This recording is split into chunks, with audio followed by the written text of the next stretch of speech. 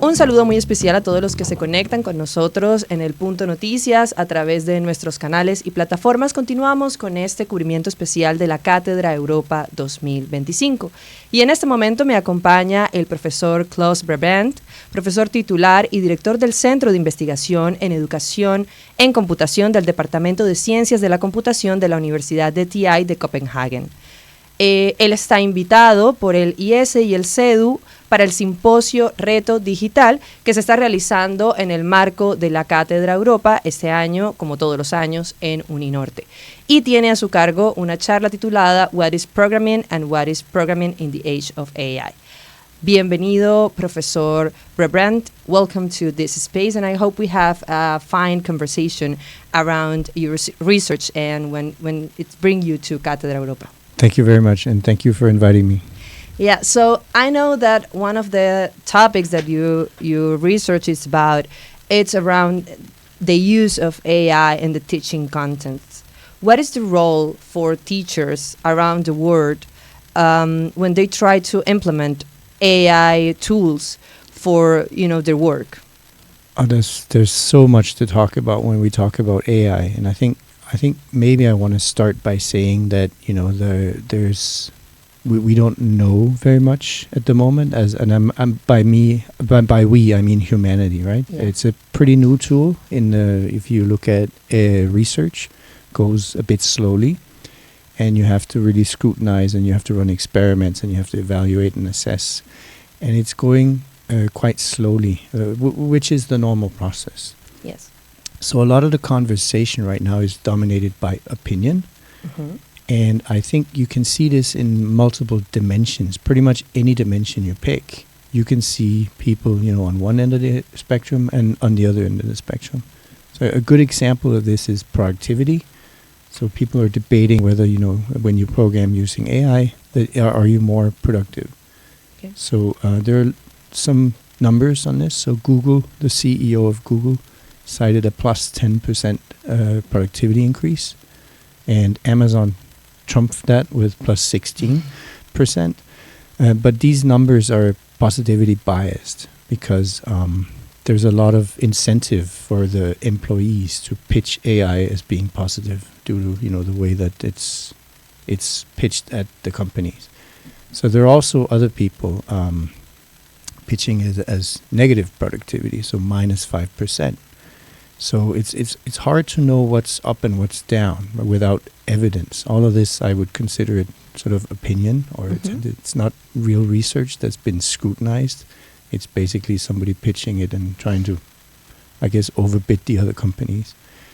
And it depends of what they need for selling whatever product they are selling. Sure. So there's a lot of positivity bias going on here, right? So I think our mission is going to be from our center is to try to. Maybe this is the wrong way to pitch it, but turn opinion into evidence. Well, if the evidence says otherwise, then we have to leave the opinion. We have to go where the evidence leads us. So I think it's about systematically trying to analyze the domain of AI. And there's another really important thing here is that people often talk past one another. Mm-hmm. Somebody might be talking about how do students use it, and somebody else is talking about what is the impact on assessment, for instance. And so there are many different conversations to be had about this. And I think making it clear what aspect of AI you're talking about, I think that's one of the most important things. Otherwise, it's not going to be a productive conversation. Yeah? Yeah, and as a teacher myself, I know we have a lot of challenges around how to bring AI to the classroom. In many aspects, for example, to prepare the class, but also to create different activities. And I think in terms of assessments, there's a lot of, questions around that, because also we are always kind of, I don't know if fighting it's the word, but maybe, trying to face our students and try to understand if they are using AI in the way they make the products that we ask for them. And one thing that we always question about is, am I assessing the student's work or am I assessing the AI product? Yeah. So what could be your recommendations for teachers on how to use the AI appropriately in the classrooms? Right. So that actually has a lot to do with a movie I did, or film about teaching. So I think the way I would phrase this is that it's about incentivizing the use or the non-use of AI. So if, for instance, you have a form of assessment where the students know that eventually they're going to do, let's say, an examination or something, where they do not have AI present, then if they, during the course of the course, use AI and just have it do things, they're not learning, right? And that's going to hit them in the end at the exam. We have indications that the students pick up on this. So if you do an oral examination, for instance, without AI, you can almost not get them to use AI. That's our experience, at least. So this is about creating incentives, the incentive structures. So, but I do think that there's a case to be made for learning with AI, obviously, because if you take software developers or computer scientists, they are going to be on the job market eventually and have a career. So they need to be able to learn to use these tools, right? They've come to stay, and they are good tools if you know how to use them in the right way. But there's also certain things you want the students to learn without using AI. For instance, if you look at programming, I think it's instructive, and that's an opinion. I cannot back it up yet with evidence, and maybe I'm going to change my mind if it turns out not to be the case. But I would make the case that I think it's productive for students to learn how to program without AI. Okay. Yes. The real question is, how do we do that, and is that even possible, and for how long? So on how to do it, I think this solution with having, for instance, oral exams without AI will incentivize the students to actually learn autonomously, to not use AI. Okay. I don't know if that answered your question. Yeah, I think it's a really nice tip. I mean, lately we have been going also back to writing exams, in pieces of paper, as a way to complement with other activities that requires technology, in order to build this idea that we need to assess the student in different ways, to avoid the excessive use of AI. And you were mentioning your film, Teaching, and Understanding, where you discussed the theory of a constructive alignment. Can we talk a little bit more about it? I know you try to answer the question how to make sure students learn what we want them to learn. Yeah, so that's what the film, in many ways. So the film is basically a filming of John Biggs's Bible of Teaching and Learning. It has like more than 28,000 citations. It's called Teaching for Quality Learning at University. And the film basically, it's a filming of the first 100 pages of that book in some sense. Some of it, obviously, not all of it.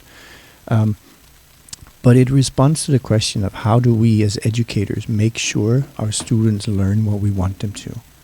And the answer is, according to the theory of constructive alignment, which is a theory of motivation and a systemic theory, is to, as a teacher, first sit down and figure out what are the overall goals of the course. What do I want my students to be able to learn or be able to do?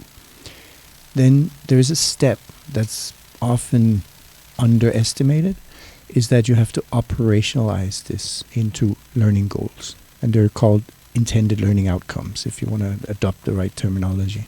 So that's what the students have to learn, okay? Now, that's not enough, right?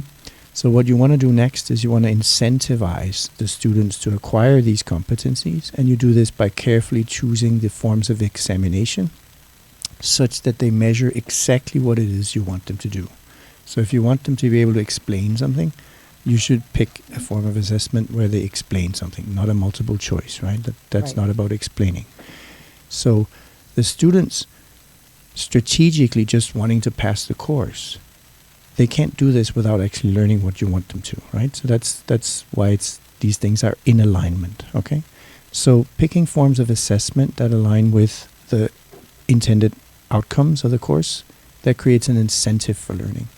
The other thing you want to do is you want to create support for students acquiring these competencies during the course. And you do a similar thing.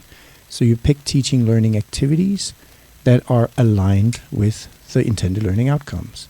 So again, if you want the students to explain something, they should be explaining as part of, they shouldn't listen to someone explaining, right? They should be explaining themselves. So this creates a support for learning. And if you have all these things in alignment, intended learning outcomes, forms of assessment, and teaching learning activities, then you would say that you have alignment and you, in some ways, make sure the students learn what you want them to. Does that make sense? Yeah, totally makes sense. And also it gives you like a roadmap to realize if you're actually getting, the competence and the information that you need for them to develop during the course. Absolutely. The students can use it as a checklist. So if you have intended learning outcomes listed as bullets, then you need to be able to reflect on this. You need to be able to compare these two methods. You need to be able to explain something. Then the students can simply use it as a checklist to see to what extent they're in compliance with the goals, the learning goals. Yeah. It's really interesting because I also think that it helps the student to understand what is he doing in that classroom, what is he going to achieve after, the term is over. You also mentioned... By he, you mean what, the teacher? Or? I mean, the student also can know beforehand, like when I finish this course, this is the competence or the abilities or the information I'm going to be able to... Oh, it's super useful for lots of other things. It's also for highlighting prerequisites for other courses, right? So you can kind of check the whole educational program that, you acquire the competencies, that are prerequisites for later on. So there's a lot more advantages to it. I recommend watching the movie, and it's actually available in Spanish as well. Yeah. Okay. We can find it on YouTube, right? You can find it on YouTube. You just Google for teaching, understanding. And if you put Spanish subtitles, you're going to find, Spanish version of it. Great. So going back to what we were talking earlier about this competence that people need to survive in this AI age, in a way, I mean, we are being bombarded with tons of tools every day and a lot of updates on these tools, and many people are start to integrate these tools in their daily work or student work too. What is this competence that we need or require to obtain in order to survive to this day? So in the age of AI, yeah. So I think we have I would say that there are 3 competencies you need. So first, you need obviously prompting skills. I think everyone would think of this one, right? So I'm going to talk from the context of programming because this is what I know the most about. But I think it generalizes pretty well too. I think actually this generalizes to other tasks as well, yeah. So you need prompting skills. So you need to formulate clear and unambiguous input specifications to guide AI towards generating, what it is you want. So you need to... And here it needs to be unambiguous. It needs to be structured, and you need to provide as much guidance to the AI as possible. Okay, otherwise it will misunderstand, and if it's ambiguous, it won't. So I think it's a back and forth a bit. It's a dialogue in some sense. Yeah. So that's prompting. The other thing you need is you need to review what the AI generates, and so people talking about vibe coding and stuff like that, they just think, you just write a prompt and you're done, right? No, yes. No, you're not. You're not done. You need to review what it generates because there are misunderstandings and there's lots of problems, and especially if it's code, it can have lots of unintended consequences, right? Like biases and all kinds of stuff. So you need to critically assess or review, I think is the word we use for it. And this requires code comprehension. Now there's a debate of whether we don't know yet if you need to be able to learn how to actually write programs or if it's enough to just read programs. I would argue, but again, I'm going to be very careful here. This is an opinion. Okay. I have the opinion that you need to learn how to write programs, but I may be wrong. Maybe it's enough you can just learn to only read programs. I don't think so, but we don't know. Yeah. The last skill you need, in addition to prompting and reviewing, is orchestration. And by this I mean collaborating, so with human, in this case maybe yourself, doing part of the work, and AI doing some other parts of it, and maybe even another type of AI doing another type of task. Okay. And you need to orchestrate all of this, and you need to figure out, is the response I'm getting here good enough, or do you need to go back and reprompt, or do you need to, modify the output? Basically, I think orchestration is the right word. That's the one we picked for this. So prompting, review, and orchestration. Yeah. Prompting, review, and orchestration. Yes, that's. So it's a lot more of work than most people think it is. Yeah, and you need to be able to do this professionally. It's anything but write the first prompt you think of and you're done, right? Yes. It's anything but that. So I've tried to use AI as much as possible to learn how it works, and I really think it's a lot of back and forth, almost like a dialogue, right? And lots of orchestration, lots of thinking about it, and never ever just having it write something. I usually have it, structure it first, say what are the main points, and then work on the structure at a high level. Does that make sense? Yes. Then pick one of these, say, let's work on number 2 here. Okay. And then, you interact back and forth. Once you're done with that, you zoom out again. Let's have a look at the overall structure. Does that make sense? Yes, totally. And you mentioned something, that it's the bias. And that's one of the main concerns in terms of ethical use of the AI, and one thing that it's been in the center of many discussions. Why is bias an issue in programming, but also in other use that we can do of AI tools? Yeah, I can give you a very, very easy answer to that question. So there's a paper called Beyond the Hype. It's quite famous, I would say. It basically catalogs all the studies on AI in computing education, and I think there were like 1,500 or something like that. I don't remember the exact figure, but it's on the order of 1,500. Then the authors, is a whole bunch of authors, and they went through these systematically and filtered out, retaining only the ones that contribute evidence. Okay? And they were left with, out of 1,500, 71 studies. Okay? That already has to ring a few bells, yeah? Yes. If you map those studies, and I did this, onto which aspects of the programming process do they, talk about. Some of them are about prompting. Most of them are about the solution domain, like generating code or checking code or stuff like that, okay? None of them are about the problem domain, understanding the problem domain. If you want to build software, like, what is the problem domain, understanding that. And none of them are about evaluating whether the solutions satisfy some of these human values, because the AI doesn't really know much about that, right? So stuff like, is it trustworthy? Is it accountable? Is it does it empower the user? Is it fair? Does it have biases? Is it respecting privacy? Is it sustainable? These are inherently human qualities that the AI is very poorly equipped to handle, at least at the moment. So I think the way forward for software is that we should focus on, or we should let it generate, let it do, we can outsource tedious low-level programming to the AI, okay?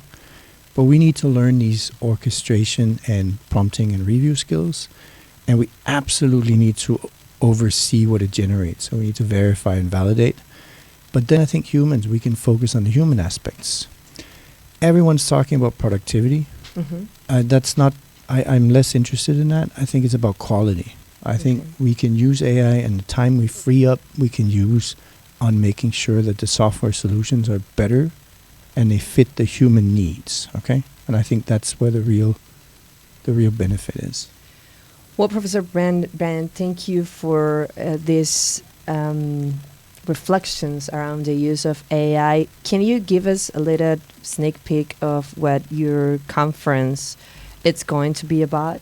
I think I just did that. Okay. I think I gave you a lot of what I'm going to talk about in I think in 2 hours or something like that. Yes. Yes. So remember, it's called. What it's programming and what is programming in the age of AI. That's the name of the conference. The talk, I think it is. I don't even remember, Yes. but people are nodding. Yeah, that's probably something along those lines. What is programming and what is programming in the age of AI? And yeah. many of the discussions that we're having here, it's going to be there. Yeah, you'll be able to refine some of this. Yeah. Great. Well, Not a all lot of of insights about how to use AI for different things, and especially in the role of teaching. I know that's a really important information for all, those who work like me in this area, and we are trying to figure out new ways to use these tools to improve our work, but also to give more tools in the hands of our students for the future professionals that they're going to be. Yeah, and maybe this sounds like we know a lot. We don't. We're trying to find out, and we're trying to be systematic about it and trying to study, different aspects of AI. So yeah, I think what I take from our talk is also never forget your critical thinking. Oh, absolutely. And never forget that this is a tool, so you need to work with it. Yeah. Can I say one more thing on that? Yeah, for sure. So I think you need to learn how to use it effectively. That's different than efficiently. It's not about speed. It's about being effective, which is, more important. You also need to, as you say, critical. I think that's absolutely key, right? We need to have a critical perspective on this. But I also think we need to learn how to use it ethically, right? Yes. Simply using AI for absolutely everything is going to burn down the forest or it's metaphorically really speaking. problematic. Yeah. So we should also not be blind to the environmental and the mental side effects of using this technology. Well, thank you very much for your time. You're welcome. And thank you for being here and sharing with us all your research. Anytime. Thank you. Muchas gracias a ustedes por conectarse con nosotros y los invitamos a seguir la programación de la Cátedra Europa 2025, que trae como muchos otros temas de discusión en esa relación entre el Caribe y el continente europeo. Hasta pronto.